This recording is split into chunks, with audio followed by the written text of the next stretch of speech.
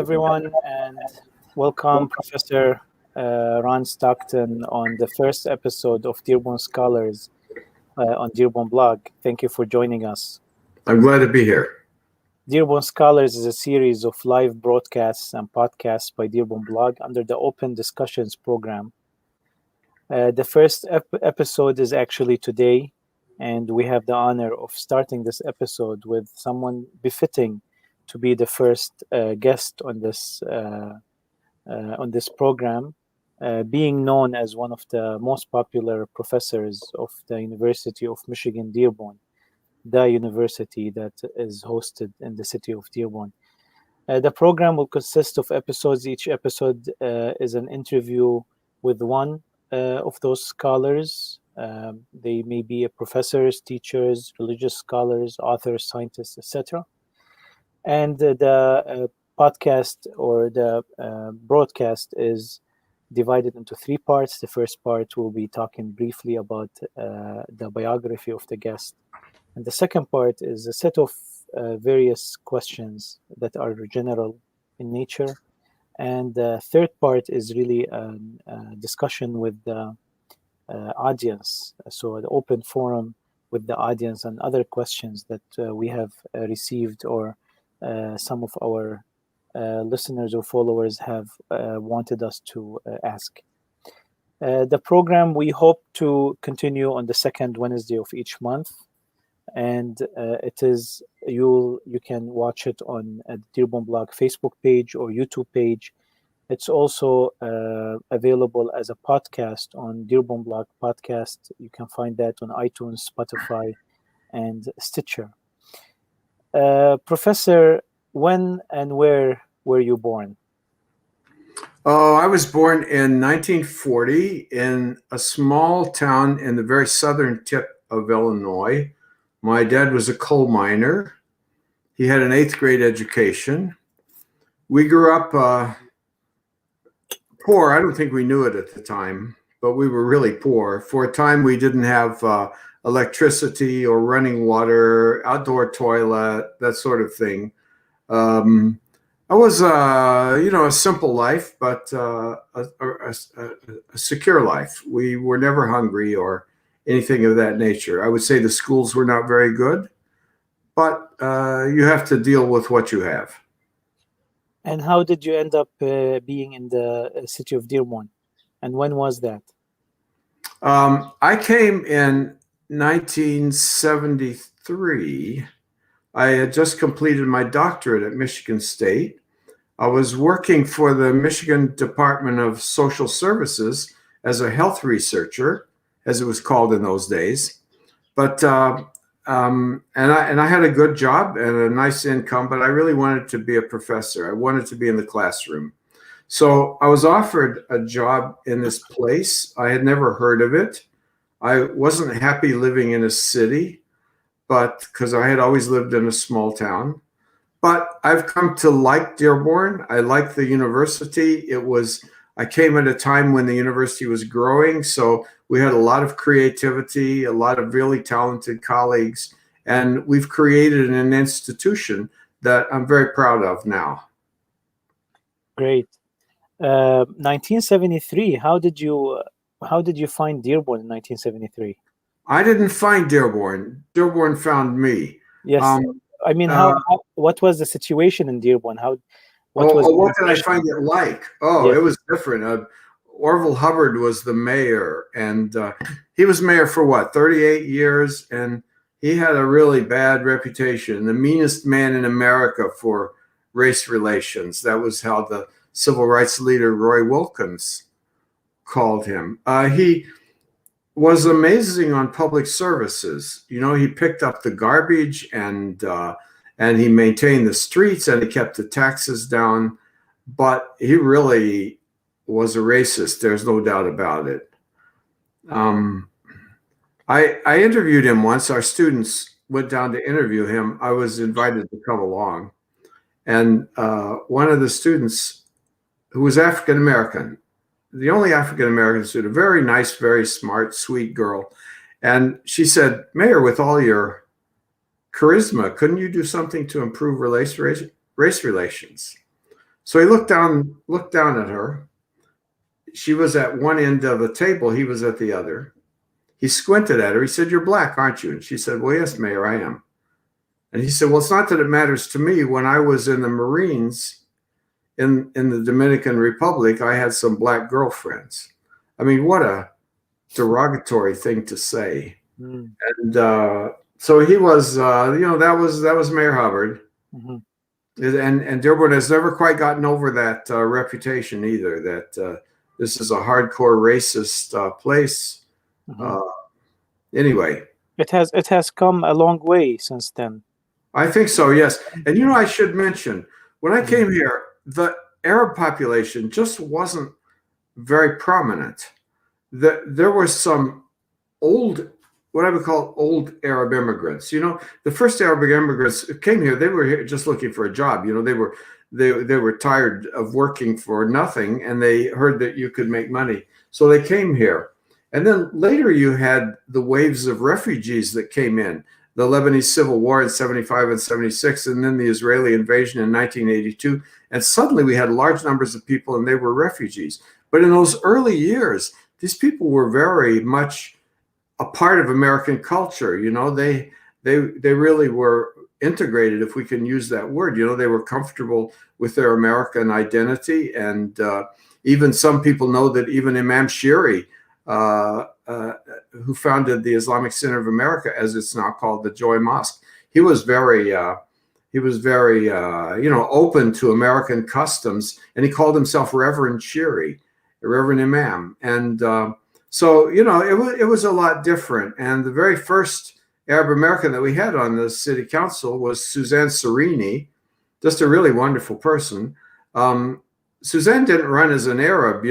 Many people said, she's not very proud of being an Arab. Of course, she was really proud. Anybody who knows Suzanne knows she's very proud. But she was a businesswoman, and she ran basically as a business person. And so I think with now a majority of Dearborn's population being Arab American, you have a very different dynamic. Right. As most of the immigration that happened after 1967, the Arab American immigrants, the Arab immigrants who were arriving to this area, they were staying in Detroit mostly, maybe a little bit in the south end of Dearborn. The south end that's where people would go. That was the first arrival point, because it was cheaper there, and you had your community, and there was a mosque, and you could walk to the mosque, and you had stores. So people liked that, especially people who didn't have an education. If you were well educated, we did have those people come who were professionals and had degrees in income, or business people. They lived in different neighborhoods, but the south end was the place of choice for newly arrived immigrants. Right. My mother is from the Bezzi family, and they trace their history back in Michigan to the late 19th century, making it one of the earliest ones. And when I used to come with my parents visiting my grandparent, my grandmother in Detroit, up to the late 80s, they were still in Detroit, still living in Detroit at that time, Mm-hmm. bordering Dearborn, close to Dearborn, the other side of Tireman. Yes. And then in the 90s, I think, is when they moved to Dearborn. So, Professor, 1973, we had the October War, right, in Egypt, and then 1979, the Islamic revolution in Iran, and the hostage crisis. Did you at the university there is diversity is increasing? You're seeing more Arab American students. These events, what can you tell us about these events and their influence on the streets of Dearborn? It was very interesting that up to a certain point, people talked about Arab Americans. But when the Islamic Revolution occurred, and especially after September 11th, I noticed that Arabs have disappeared, and they've been replaced by Muslims. So there's a really, and I think that change in consciousness started when the Ayatollah came to power. And that was the point at which the Shia became more politicized and more active and things of that nature. And then in 82, the Israelis invaded Lebanon in that catastrophic event. And so that created yet another dynamic in which the Islamic consciousness became far more prominent. And so the old, what I would call liberal Muslim approach, the imams that used to be very open and responsive to a young woman that didn't have her hair covered, that's in the past now. They're sort of pursuing a far more conservative approach. I'm not a specialist in Islam or the Islamic mosques, but I can see what's going on, and my students tell me how the dynamic is changing. Right. Yeah, and it's part of a dynamic. Not only I think it's just parallel to the dynamic has been taking place even in the Middle East. Yes. Where the Arab narrative was replaced by the Islamic narrative. Yes. With the decline or the descent of Arab, Pan-Arabism after the defeat of 1967, I guess. Professor, before we talk more politics, I want to ask you a few questions about your story. So, what got you into that field? Growing up in Illinois to a father who was working in the mining industry. What got you to that field? What brought the interest to you? I've thought about this so much. Even the other day, my wife and I were talking about it.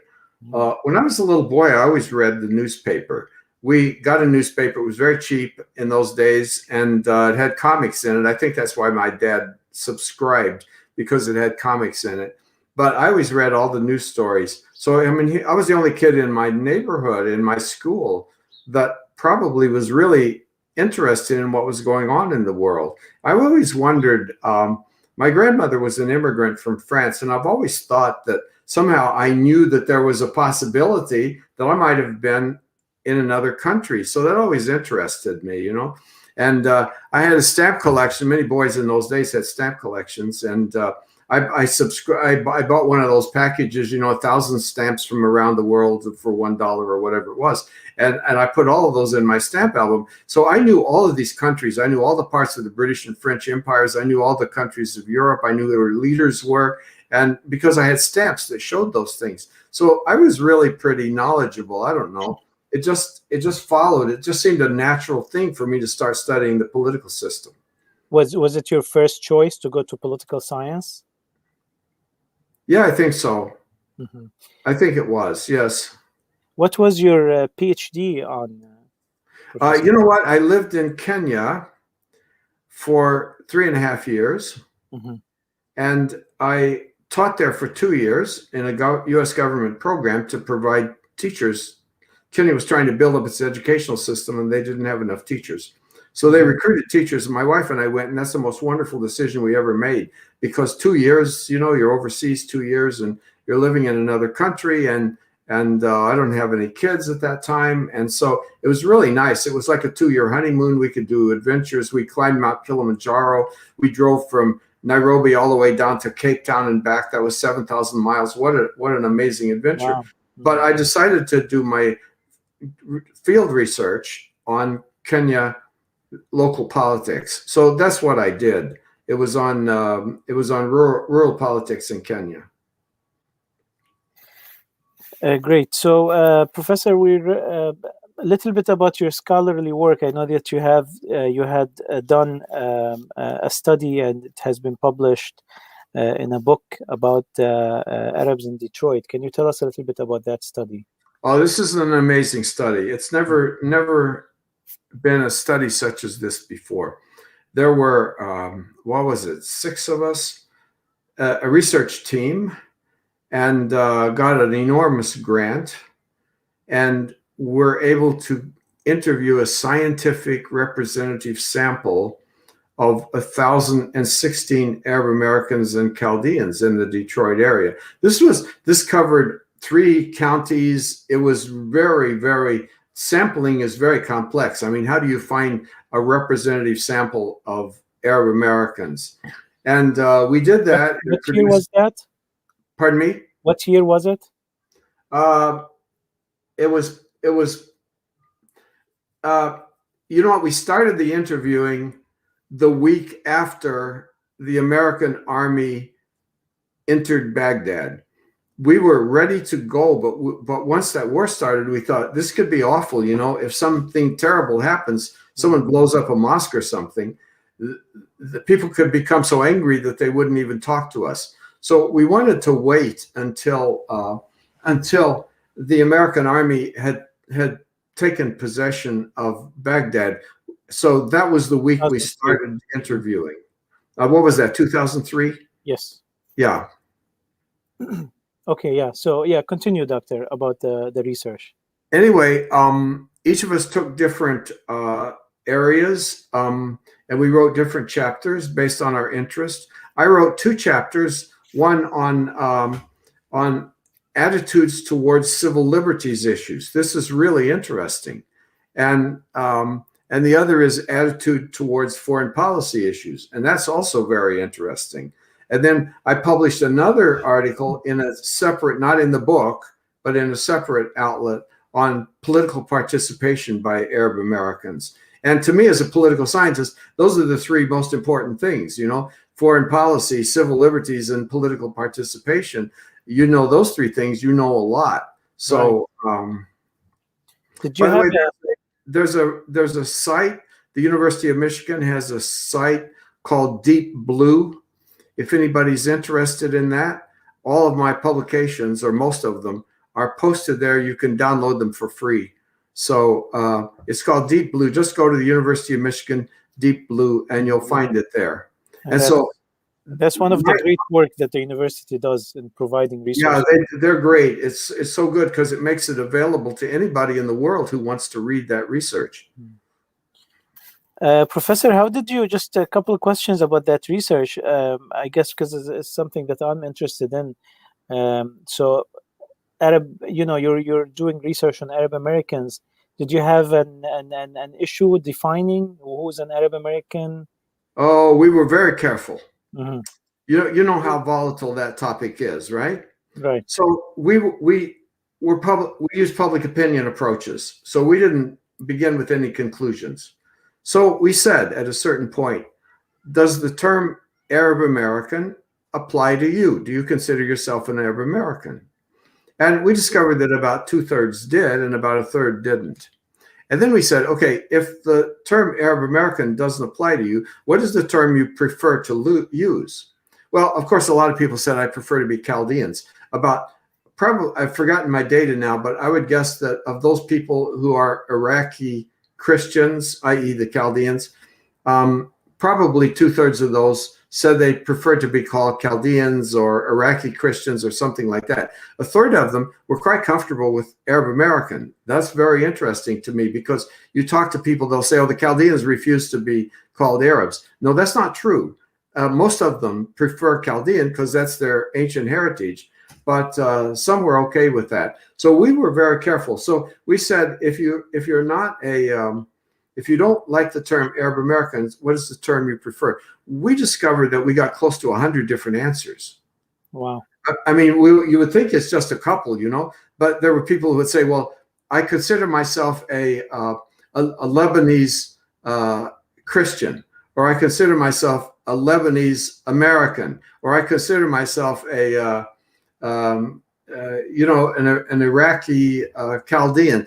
All these different terms and nuances, you know. I just consider myself a Muslim. I don't want to identify with a nation. I'm just a Muslim. All these different things. So I came away with a really interesting observation that identity are so personal that it's really hard for an outsider. You know, I thought to myself, here I am. I'm not an Arab. I don't speak Arabic. I've never lived in the region. But I think that the problem of defining people can be as hard if you're within the community as it is without. I think if you're within the community, you're going to have an identity and somebody else is going to say, no, that's not what I consider myself to be. Very interesting. Very interesting.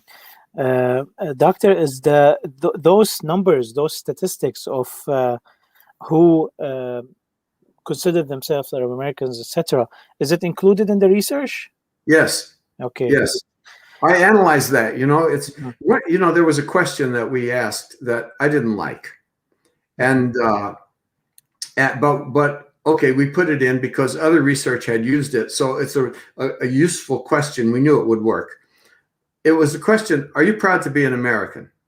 And I thought, come on, you got people here who are being harassed by the FBI. They're being suspected of being terrorists. And what are they going to say? No, I'm not proud. And I said, I, as an American, I can say quite freely, I'm not proud to be an American much of the time. There are things I don't like. But if you're maybe an immigrant, you can't say that. So I was resistant. But in the end, my colleagues insisted. And I said, okay. Ironically, when it came time to write our analysis, I was supposed to use that question. I was the one who had to analyze that question. And I found it really interesting. I was totally wrong. We asked people, we didn't just say, are you proud or not? That's too simple. We said, would you say you're very proud, somewhat proud, not very proud, or not proud at all? So you had choices, right? So nobody was stuck in one. Right. What we discovered was that the very proud, see, in American culture, everybody's proud. I'm proud to be an American, so everybody's proud. So the default answer is, yes, I'm proud. The person who says, I'm really proud, or no, I'm not very proud, that person represents a point on the scale which is not typical. So I recoded these into very proud, and not very proud, right? So A, B, and C, 1, 2, and 3, and then I analyzed those. And I discovered that that there were so many interesting patterns. I discussed this in the research, but people who are very proud, they had really different attitudes. For example, one of the questions we asked was, if an Arab or a Muslim is accused of terrorism, do you believe that person can get a fair trial? And it was very interesting. Those people who said they were very proud, they said, of course you can. And it was like stair steps, Mm-hmm. Now, we had a case, you may remember, Wissam, we had a case in which there were some people in Detroit. It was almost Dearborn. They were right across the border from the Salina area. And these 3 guys got arrested for terrorism. And the local prosecutor was just too aggressive on this. And I was asked to be an advisor on this case, and I didn't feel I could contribute. But they had a photograph, they had a hand drawing, which was said to be the hospital in Amman, and they were going to blow it up. Well, I had been in that hospital, and I said, you look at this is nothing. Anybody could draw this. It could be somebody's living room. It's nothing. So these people got prosecuted. And then what was really interesting is the Office of Professional Ethics in Washington overturned the case. The case got thrown out by a judge, and the office reversed it and rebuked the person professionally, and he was removed from office. Now, those people who, in a sense, a question, can a person receive a fair trial? That there's an objective answer to that. Do you have the right to, all the rights of an accused criminal? Do they have to bring evidence, whatever? But it's really different. It's really, do you trust the system to be fair? And so people who are very proud, they trust the system. If some prosecutor prosecutes an innocent person, that person is going to be released, because you can't just lock up someone for no reason. I find it very interesting when I started analyzing this. Yeah, very interesting indeed. And I don't think that your research has had any replication. It would be interesting if it was done again and seen if there's any changes in the trends. Yes. But you know what? I have a thought on that. Mm-hmm. We asked people, one of the questions was, do you support the United States invasion of Iraq? We didn't use those words, but do you support that? And we did a parallel sample. We also interviewed a general a sample of the general population. So we could compare Arab Americans and Chaldeans with the general population. So what we found was that the general population, generally, they thought it was a good idea. Come on, the United States has gone to war. A patriotic person will say, yeah, I think we're doing the right thing, right? Arab Americans, a large percentage of them said, no, this is not going to finish up right. I think if we came back and did that a year later, we would discover that the general population probably was closer to Arab Americans. And here's my explanation. I think the Arab Americans had a better feel for what Iraq was like as a country, and that when you send a foreign army in, it's going to blow up in your face. I think they had that. I knew that too, because I had studied Iraq, and I knew this is not going to end well. But so if we did the study again, we would find a different pattern on that. But on certain kinds of things, like I, as a social scientist, I'm interested in certain things. Do people with more knowledge, we ask people questions about how much information do you have? And as a general rule, people with more information about a political system and how it operates are really different from people who don't know very much. So that, I don't think that would change at all. I think that wouldn't change at all. Generally speaking, older people are different from younger people. Yeah. And what we discovered, for example, asking about the Palestinian issue, younger people didn't seem to have as much knowledge at all. You know, if you were 40 or 50, you knew all about the Palestinian issue because you had suffered through it, even if you were not a Palestinian. That was a big issue for you. But if you're a younger person, maybe you hadn't thought about that much. You're more interested in the football game or some girl or guy that's in your class, or, you know, whatever it may be.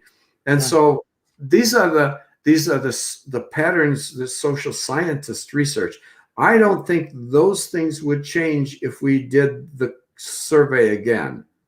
I think those patterns are there, but specific answers that have to do with specific questions, that might be different. You know, when he asked, do you know the name of the governor? Well, maybe more people today would know the name of the governor if you're in the Arab American community, because she's really friendly to Arab Americans. Maybe that's more true than it would have been back in 2003. Right. We move to part 2, Doctor. This is very interesting, and as I've told you, that, you know, as expected, that we are not going to have time to visit all the areas that are very highly interesting, especially for us in Dearborn, especially for us as Arab Americans, especially for me as a person interested in studying history and re-examining the Arab American identity and the Arab identity in general. But we'll consider this a sample of what Dr. Stockton has to say, and we're going to put the link to your podcast for our listeners to continue to listen to you through your podcast, which we're very grateful for. The second started that podcast 5 weeks ago, and I already have 1,400 downloads from 26 different countries apart from the United States. It's becoming very popular. People like it. So if some of your listeners go to that, it's called Stockton After Class. You just Google it and you'll find it. And if they go there, I'd be very pleased. Yes, and I'm going to display that right now for our listeners, if they want to search for that. It's available on iTunes and on Spotify. And where else, Doctor? Apple. I don't know, but it's widely available. People have had no trouble finding it. Great. The next part, Professor, we're going to be asking some large questions. As what's your take? What we're interested in this after this long and fruitful and rich journey of what's Professor Stockton's answer on these questions. One question is, what would you consider to be your philosophy of life? Oh, that's a tough question. I can tell you what my educational philosophy is. I always considered myself an educator. I've published a lot. I've got 4 books. I've got quite a few articles. So I don't but my research was always connected to my teaching. I was always interested in doing research on something that had to do with real people. So there are too many political scientists. They irritate me because they write as if the only reader is going to be another political scientist. They couldn't care less if the average person could read this. I've never written anything that I didn't write assuming that the average intelligent person could pick this up and read it. So my approach is to be very accessible. In terms of my personal life, I think I don't know. One of my grandkids tells me I'm an existentialist. I'm not sure if I am or not. But when we had this pandemic, I was still in the classroom, and last winter, and so I thought, okay, and we were totally Zoom. I wasn't even allowed to have class. I wasn't even allowed to have collective office hours. I couldn't say, okay, Tuesday, if anybody wants to have a discussion at 3:00, I'll be there. I couldn't do that because they said, well, it's not fair to those who can't be there at 3:00. So I realized this was going to be really hard for me and for my students. And I had just read, there's a book by Viktor Frankl. He survived Auschwitz, and it's called Man's Search for Meaning. And it was interesting to me. He had just written a major book. He was so proud of that book. He said it was my child. And when the Nazis arrested him, they burned his book. And he said, there I was in Auschwitz. What was I supposed to do? And he said, I realized that each day is a life. Each day is a life that I have to live to the best of my ability. And he said, I decided to use this as an opportunity to rewrite my book. So he would get scraps of paper. I mean, it wasn't as if they had writing pads in Auschwitz, but he would get scraps of paper. He would just find them on the ground, or a label on food or something. And he would write notes, I want to make this point. I want to make that point. He created an outline and kept that. How amazing that you use your time in Auschwitz to write a book. And it's amazing, isn't it? And he said, you have to realize, you have to live your life where it is. You cannot have the life you wish you had. You have the life that you do have. And you have to find meaning in that life. You have to find meaning in Auschwitz. You have to find something meaningful in Auschwitz. And so he told about all the things he had done. And that's an amazing book. So when the semester started, I had a Zoom introduction to my students. And I said, okay, I want to talk to you about this. I said, here you are. And I discussed Frankl. And I said, all right, you're in a pandemic. You can't have your regular classes. You can't sit in my classroom and after class go talk to students afterwards about what the class was like. But I said, you know what? You got all this technology. You can create Google discussion groups.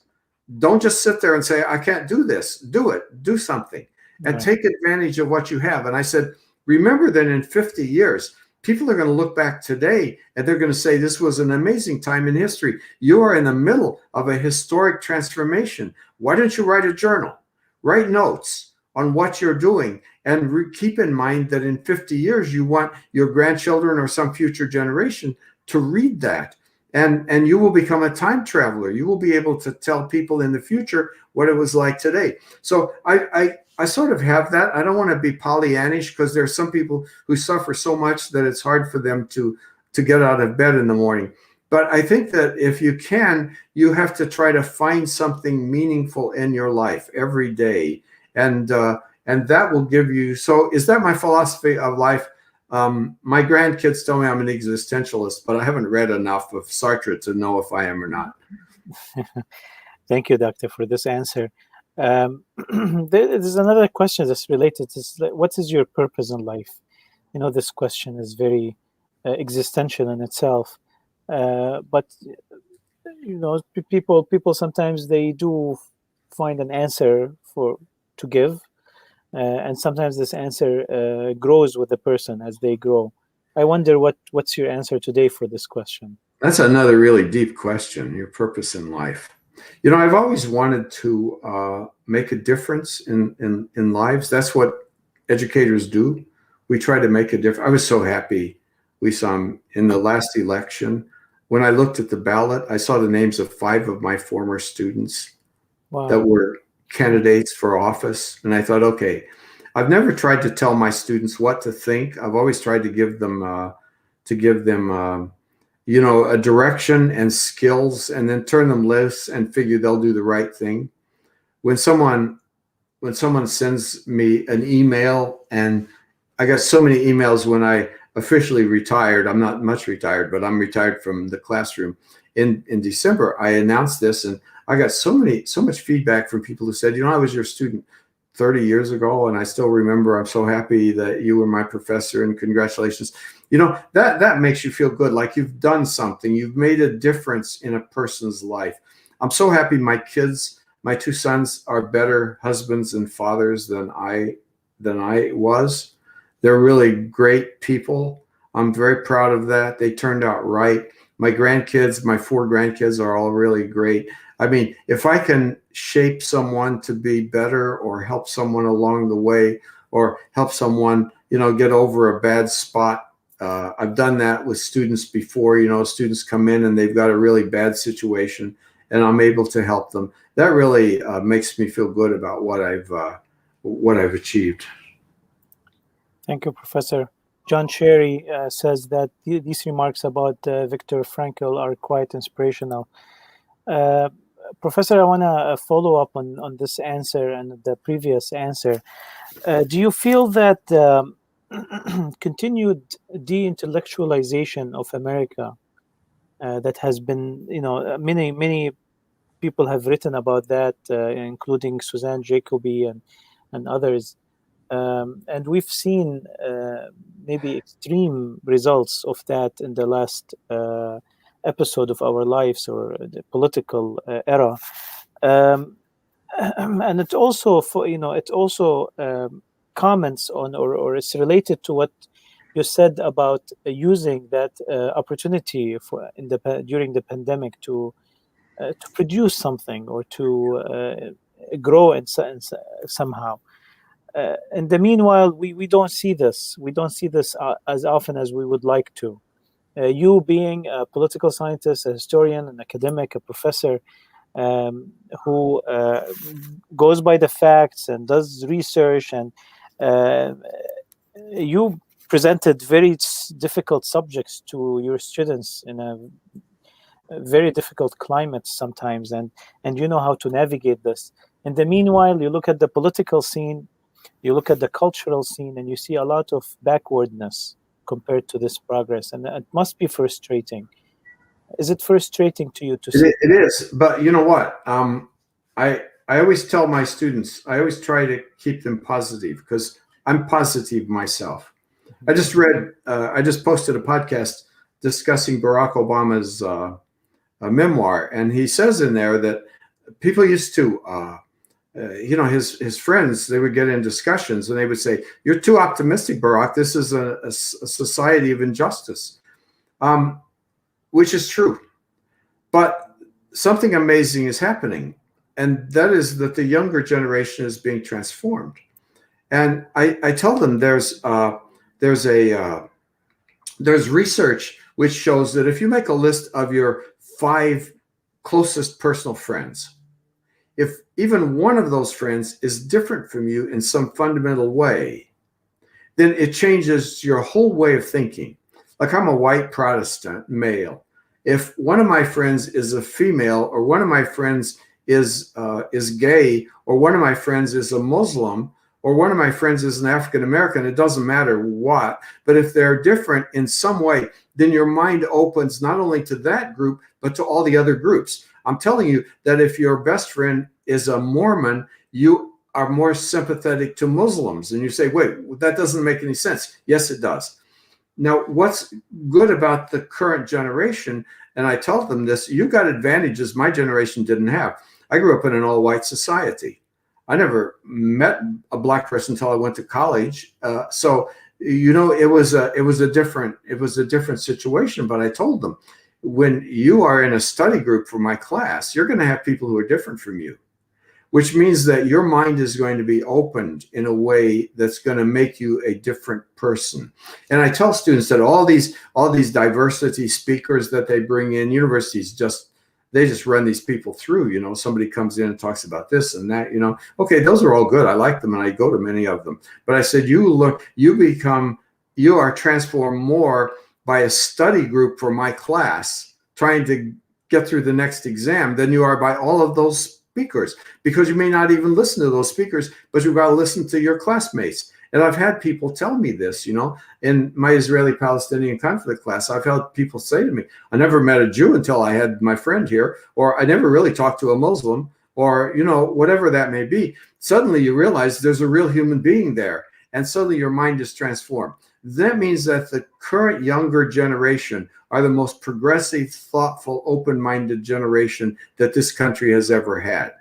And I tell them, be aware that you can be self-righteous. Remember that my generation, we didn't have that advantage. And so, I'm lucky. I've been able to mix with students and friends who have taught me things. But the generation in general, the older generation, those people above 65, they're really living in an old world. So don't be too harsh on them. Don't accept their bigotry and their narrowness, but don't be too harsh on them, because they didn't have the advantage that younger people have today to meet different people and become aware of differences. If you're a student in a class in a high school, you're aware of who the gay kids are. It almost doesn't matter. You just know, okay, these kids are gay. So we didn't have that when I was a kid. And so this makes everybody open to these things. Talking of that subject specifically, Professor, or continuing on the same note, universities are spaces where your preconceived thoughts or ideas or beliefs are most often challenged, and your sensibilities are most often challenged. And that's why universities are a space of knowledge and progress. Are you concerned about the new culture of censorship towards anything that might be offensive to one person's sensibility or the other? Well, to my in my own classes, I always address this. I tell the students I have a list of what I call rules of good studenting.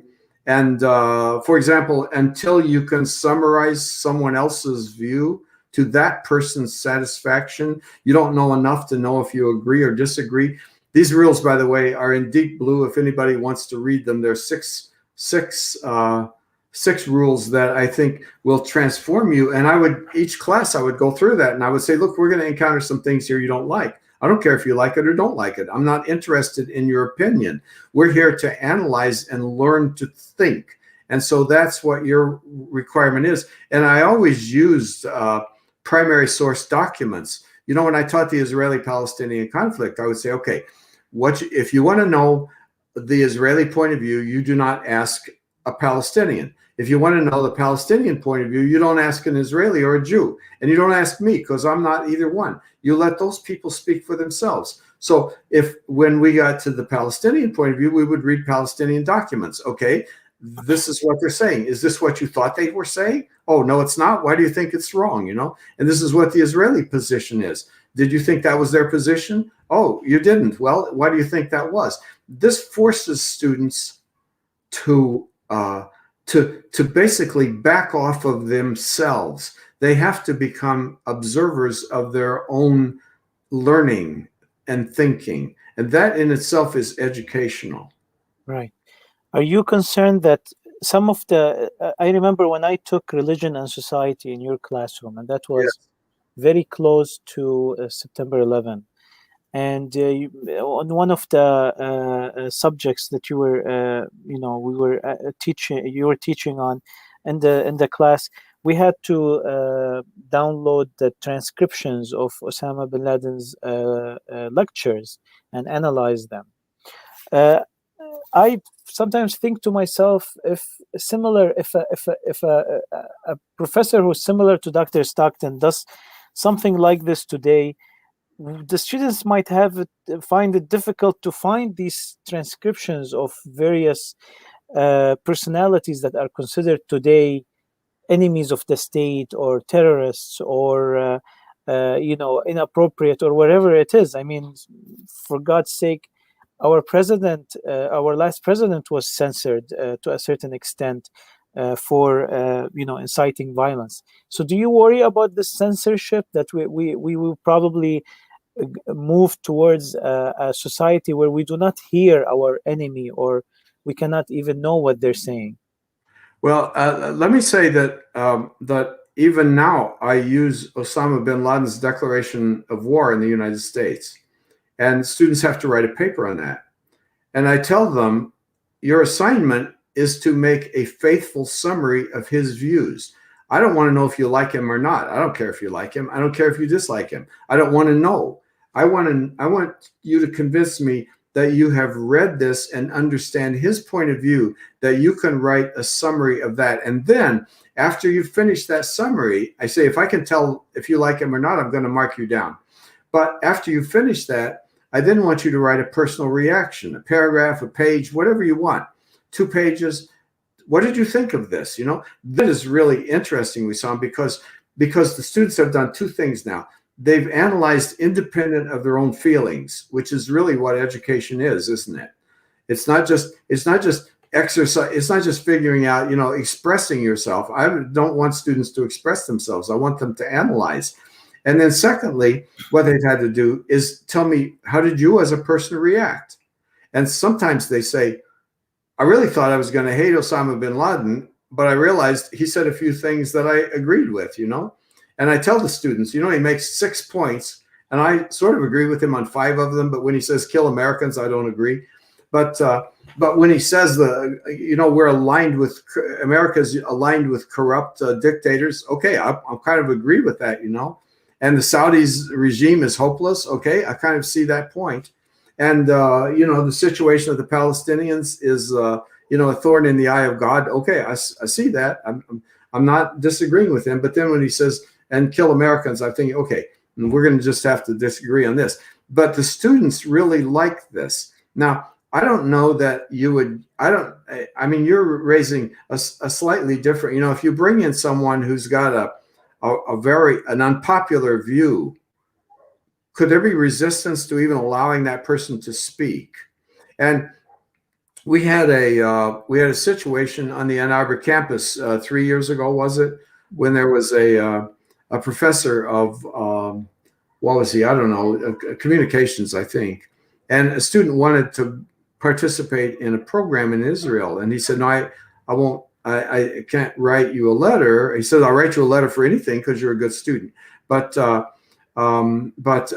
can't write you a letter because I'm not willing to write a letter for someone going to Israel." Well, there was a massive reaction to this. 65 Jewish organizations across the country wrote renouncing the university, and a member of the Israeli cabinet renounced the university, and Netanyahu issued a statement. Oh my goodness, and all this guy did was say, I didn't want to write this letter, and there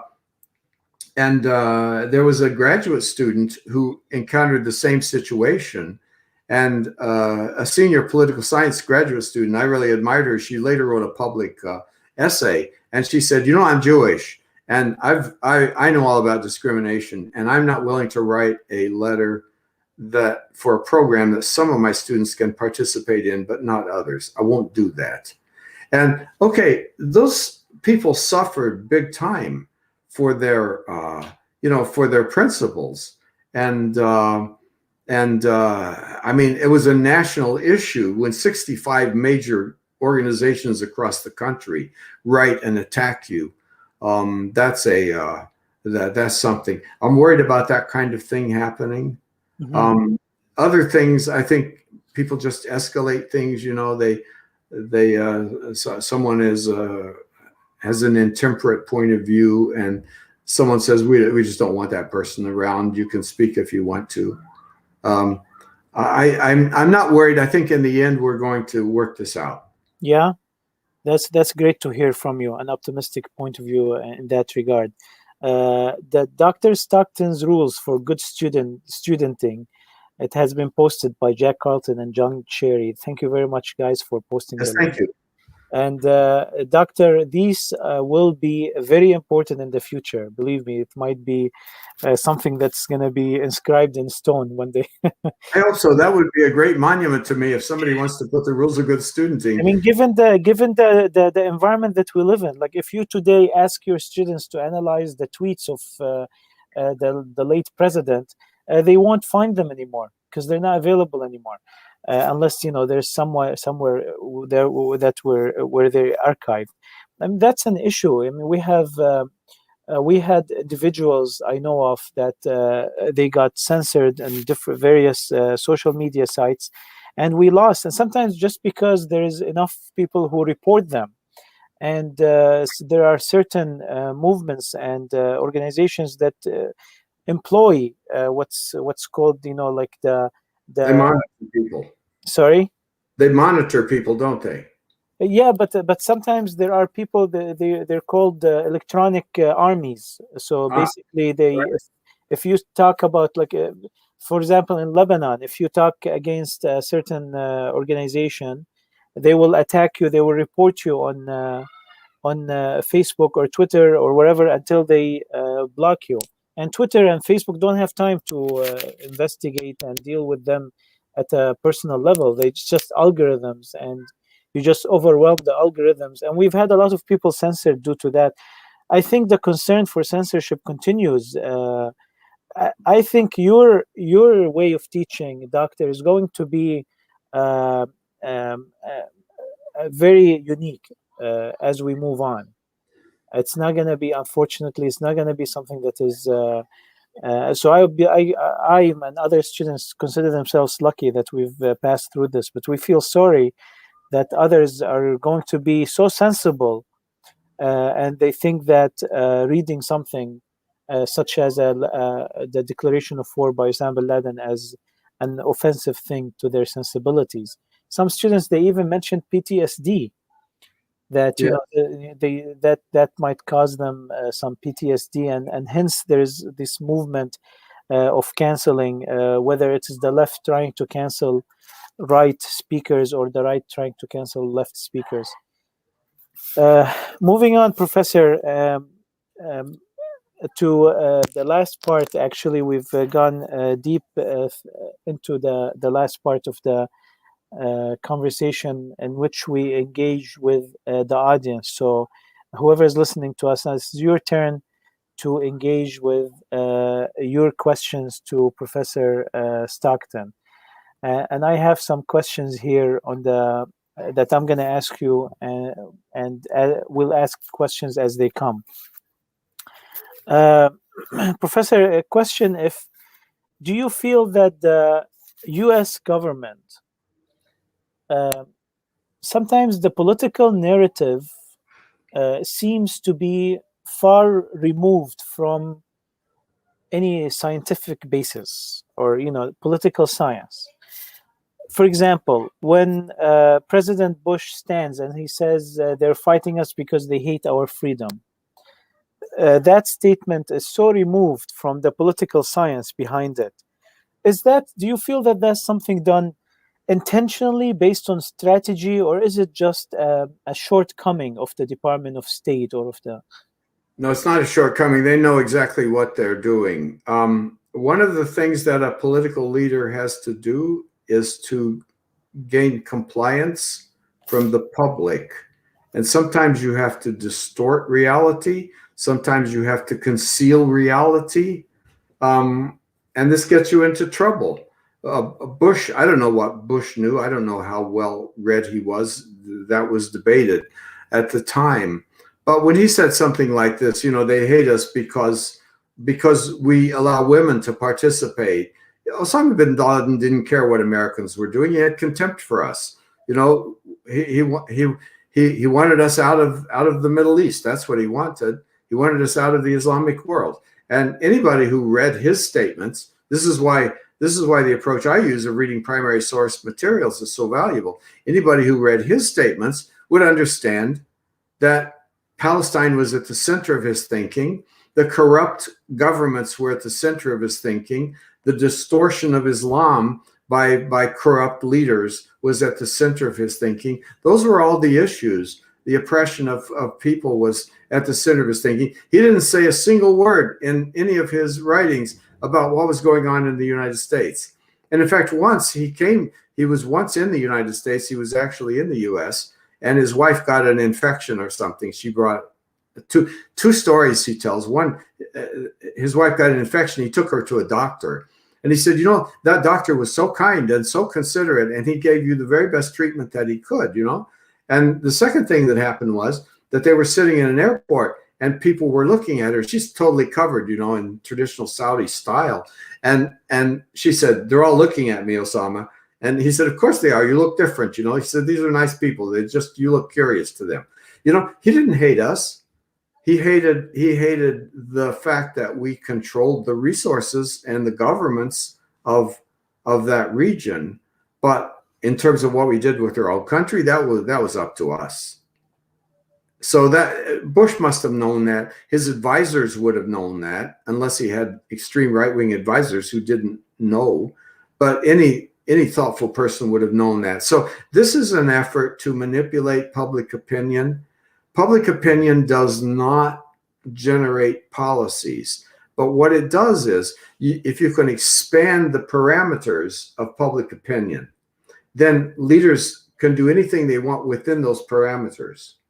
So if people are afraid of Muslims and afraid of the Middle East and think they're trying to kill us and take our, make women in, wear face cover or whatever, then you can get away with just about anything. So this kind of thing is very, it sometimes is used to distract attention. I noticed that last week, Fox News had 97 mentions in one day. Last Thursday, they had 97 mentions in one day of Neanderthals.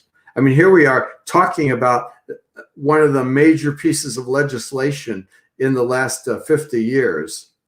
And they're off talking about Neanderthals. They did not want to talk about that legislation. Yeah, so Fox there's News, an effort, I think, to distract people from what the real issues are. Right.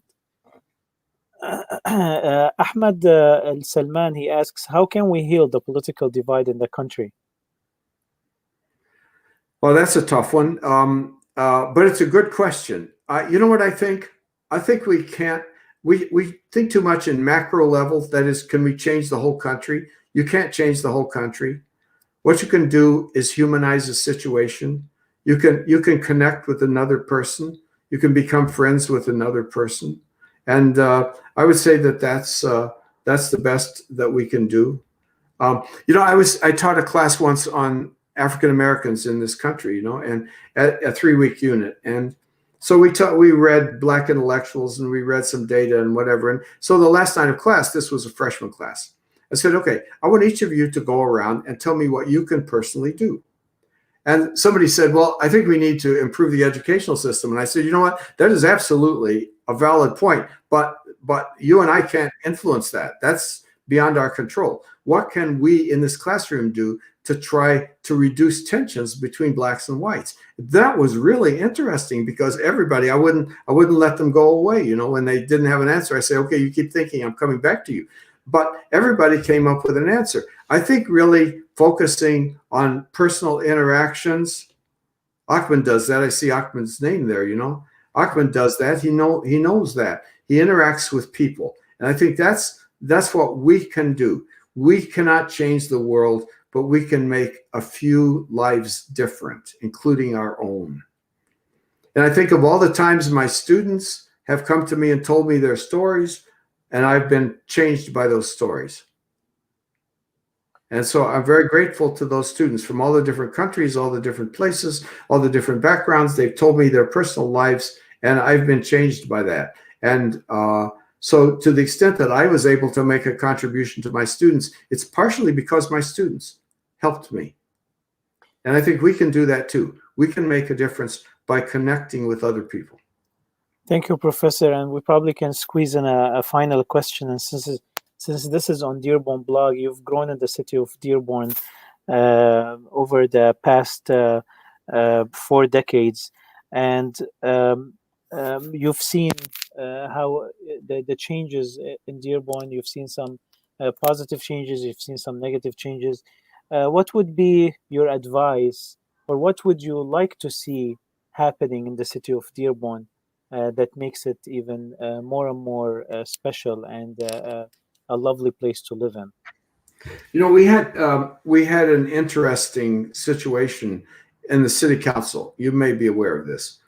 There's a group of people who think there's a kind of a problem of racial hostility in this country and in this city, and there probably is. And so they were coming in and making presentations before the city council. And I thought it was very good that the city council said, you know, there were some people who said, you know, you're wasting our time.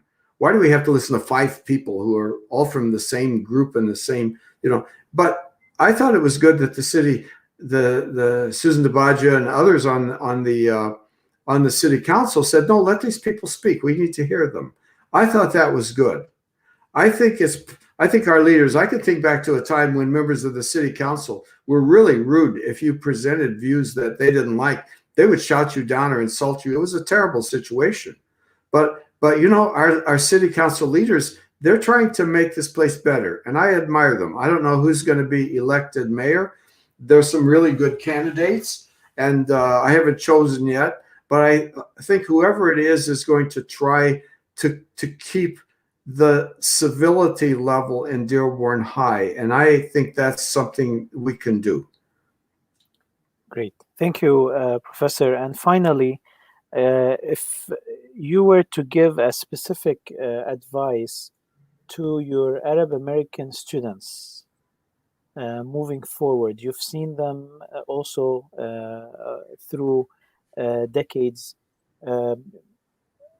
Have you seen them? I probably would not want to put you in a position where you have to answer a question such as, have you seen them improve, or have you seen them, their interests get, cluttered or unfocused?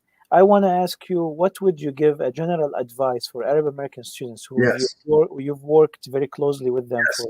Yes. Oh, that's I like that question. You know Ishmael Ahmed. I mean, I think most people on this blog would know him. He's one of the founders of Access, a really significant person. Ish is a friend of mine, and he said to me once, "I think your real contribution has been the number of young Arab Americans that you've sent into the political system and into leadership." And I'm really happy at that thought. And I've always told my students, my Arab American students, I've said, you know, you should get involved in the political system, and don't get involved as Arabs and Muslims. This is the advice, by the way, that the Teachers Association gives to teachers. Join something, you know, join the Rouge cleanup, and you don't mention you're a teacher. Don't mention there's an issue over the contract. Don't talk about that. Just be a teacher and play a role. Whatever is going on, if there's a Rouge cleanup, go out and participate in it. If whatever it is, if there's a neighborhood association, get involved and be committed to the neighborhood. Don't say, I'm a Muslim and I want so-and-so, People know you're a Muslim. But the fact is, by being there and being committed to shared interests, you're going to change the way people think about Muslims. Also, if you want to get in politics, it's really easy. I told a class this once. I said, look, you want to get in politics? It's easy. Find a politician you like and admire and go down and say, I understand you're up for re-election. What can I do? And they'll say, well, stuff envelopes. You say, okay, I'm willing to stuff envelopes. And you become the best envelope stuffer there is. And after 3 or 4 days, they're going to come along and they're going to say, we're going to put you in charge of stuffing envelopes. You're going to coordinate others. And then after a while, the representative or counselor or whoever it is going to come and say, I'm going to a talk and I need someone to keep track of my folder. Could you come with me? And the next thing you know, you're going to be you're going to be appointed on something. And as I told this, one of my students said, this is exactly how I got involved in politics. I went into John Dingell's office and I said, look, I really admire you. What can I do? And he put me doing something boring, and then I did it, and then he appointed me. This person ended up as John Dingell's chief of staff. This is the way you get involved. It doesn't help to say, I'm an Arab, I'm a Muslim, whatever. People know that. What you say is, That's right. Our community has a problem. I want to help other people deal with it. And that is really going to increase your influence. And you look at the Arab Americans who are on the city council and, on the board of education, they're the kinds of people that you don't have to be an Arab or a Muslim to admire them. They're doing the best they can. So that would be my advice. Get active in politics, get active in community organizations. Not everyone wants to go into politics, but everybody wants to make the place better, Get involved in whatever it is. Go to the PTA, the teacher parent organization. Get involved in whatever it is. Clean up, march, do whatever it is. Thank you, Professor. That's a great advice. Finally, there's a thought specifically with you I want to share with you before we end this episode is, do you feel that Arab American Studies, the Department of Arab American Studies in the University of Dearborn, since it is in the city of Dearborn, symbolically and also because of the potential that it has and the city has, that it should be really one of the greatest centers for Arab studies in general, Arab American studies more specifically, in the country and in the world? Do you feel that the University of Dearborn, Michigan, the University of Michigan in Dearborn has the potential of creating such a capital of Arab American studies? Well, we already are. Three of my colleagues, Sally Howell, Hani Bawardi, and Pamela Pennick, have all written books on Arab Americans from very different approaches. They have written books that have won awards. These are three of the top scholars in the country. They're right here, a short distance from your office. And students can take advantage of that. We have a variety of instructors with very different perspectives. And so I think the future is really good. Great. Professor Stockton, thank you very much. I hope you enjoy your stay wherever you are. And also, again, I renew the invitation to follow Professor Stockton's podcast, which we will leave the link, and you can look for it at any platform, Stockton After Class. Thank you, Professor. Thank you, everyone who's following this episode, and we'll see you in the next episode. Thank you, Professor. Bye-bye.